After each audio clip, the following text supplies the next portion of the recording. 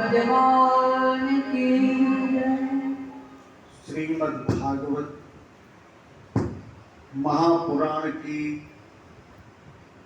प्रथम स्कंद के प्रथम अध्याय का पहला श्लोक।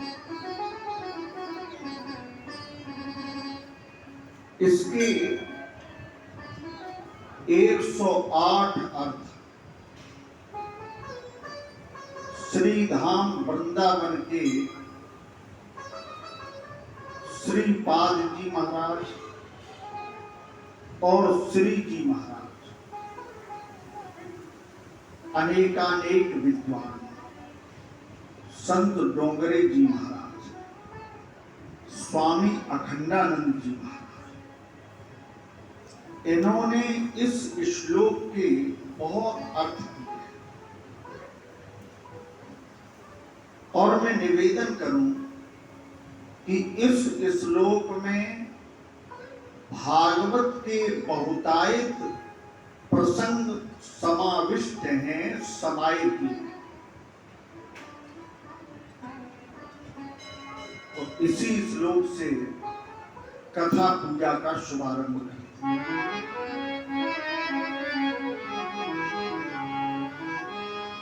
जन्माद्यस्य यतो अन्वयादितरत्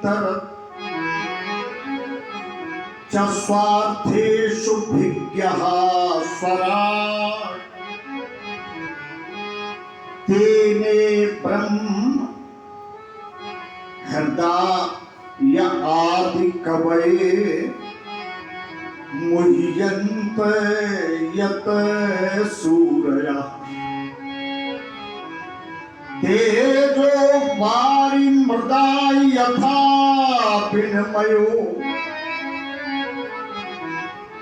यत्र त्रिसर्गो मखा धाम्ना स्वेन सदा निरस्तकुहकं सत्यम परम धीमहि। भागवत जी का ये पहला श्लोक शार्दूल विक्रीडित छंद है इसमें, और इसके विभिन्न अर्थ। ब्रह्म सूत्र का जो दूसरा मंत्र है यतो यथा, वो भी इसमें समाया हुआ है। पहला है अथाथो ब्रह्म जिज्ञासा। अब इसका सरल अर्थ करते हैं। जन्माद्यस्य, जिसके जन्म के आदि अंत और मध्य का किसी को ज्ञान नहीं है, लेकिन ऐसे प्रभु संसार को चलाने के लिए या किसी उद्देश्य के लिए जन्म भी लेते हैं, अवतार धारण भी करते हैं, लेकिन उनके जन्म का हेतु क्या है इसको केवल वे ही जानते हैं। प्रेम से बोलो राधे। हम लोग तो अनुमान लगाते हैं, है ना। बाबा तुलसी का आश्रय ले लें, राम जन्म के हेतु अनेका और परम विचित्र एकते एका। तो वो निराकार परमात्मा वेद जिसकी व्यंजना करते हैं लेकिन पूरी नहीं कर पाते, वो जन्म क्यों लेता है? जन्म के अर्थ का जो मर्म है उससे केवल वही परिचित है। हम लोग परिचित नहीं है कि वो अवतार क्यों लेते हैं, लेकिन वो जानते हैं। जिन प्रभु ने, जिस परमात्मा ने अपना ज्ञान ब्रह्मा को हृदय में ही करा दिया, तेने ब्रह्म हृदय, और परमात्मा का ज्ञान होने के बाद भी ब्रह्मा जी उनकी लीलाओं में मोहित हो गए। अब आप समझो एक कथा आ गई इसमें। आगे भगवान जब अवतार लेंगे कथा में तो ब्रह्मा जी को मोह हो जाएगा और वो बात इसी श्लोक में समास शैली में वेद व्यास जी ने प्रमाणित कर दी। तेने ब्रह्म हृदय, जिस परमात्मा ने, जिस ब्रह्म ने अपना सनातन ज्ञान ब्रह्मा को दिया, या आदि कवये मुह्यंत यत सूर्या, ऐसे रचनाकार ब्रह्मा भी जिनके लीलाओं के अवतारों को, चरित्रों को देखकर मोहित हो गए। जैसे जल में स्थल, तेज में जल की भ्रांति हो जाती है। उदाहरण से समझे, सूर्य की किरणें जब रेगिस्तान में पड़ती हैं तो दूर से दिखाई क्या पड़ता है? जल है तेज, लेकिन भाषित होता है कि ये जल है। तो तेजो वारि मृदा यथा विनिमयो, जैसे वो तेज, वो सूर्य की किरण, वो प्रकाश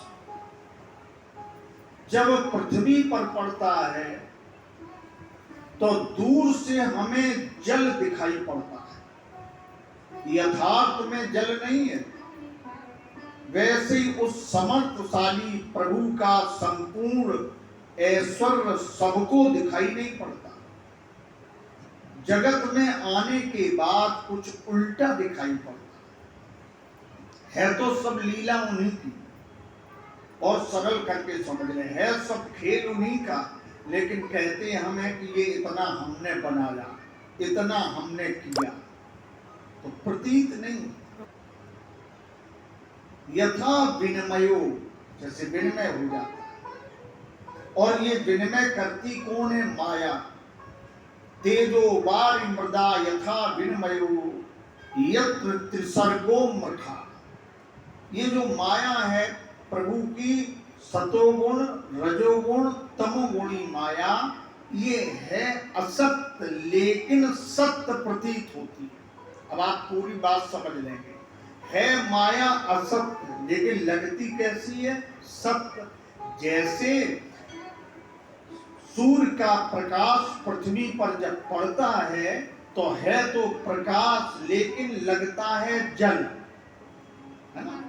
ठीक इसी प्रकार से माया के कारण असत्य संसार हमें सत्य भाषित होता है। धामना स्वेन सदा निरस्त कुकम, जिसकी कृपा की एक किरण मिल जाए उस प्रभु की, तो जन्म जन्मांतर का अंधकार नष्ट हो जाता है। ऐसे परम तत्व परमात्मा सत्य स्वरूप हैं और ऐसे सत्य स्वरूप परमात्मा को हम सब बड़ी आस्था से प्रणाम। सत्यम परम धीमहि, भगवान के स्वरूप का निरूपण वेद व्यास जी ने यहाँ सत्य रूप में स्वीकार किया है। अगर कह देते कृष्णम परम धीमहि तो भगवान कृष्ण के भक्त प्रसन्न हो जाते, लेकिन शंकर जी के भक्त सोचते हम क्यों प्रसन्न हो। और यहां यदि लिखा जाता शिवम परम धीमहि तो शिव उपासक प्रसन्न होते, लेकिन भगवान राम जी के भक्तों को थोड़ी आस्था की चोट पहुंचती। तो वेद व्यास जी ने यहाँ लिखा सत्यम परम धीमहि, भगवान का स्वरूप, परमात्मा का स्वरूप सत्य है। और रामचरित मानस में भी वर्णन है। भगवान शंकर कहते हैं पार्वती से, उमा कहूं मैं अनुभव अपना सत हरि भजन। भगवान सत्य है और भगवान का भजन सत्य है, और जगत सब सपना, ये पूरा संसार स्वप्नवत है। यही बात वहां है। इसके बाद वेद व्यास जी महाराज ने धर्म का निरूपण किया। धर्मा प्रोजित कैतवो अत्र परमो निर्मत्सराणाम सताम, हमें सदा सर्वदा कैतव रहित धर्म का पालन करना चाहिए। कैतव माने कपट, निष्कपट धर्म का ही पालन करना चाहिए और मन में किसी भी प्रकार की ईर्ष्या का प्रवेश न देते हुए हमें धर्म का आचरण करना चाहिए। कई बार ऐसा होता है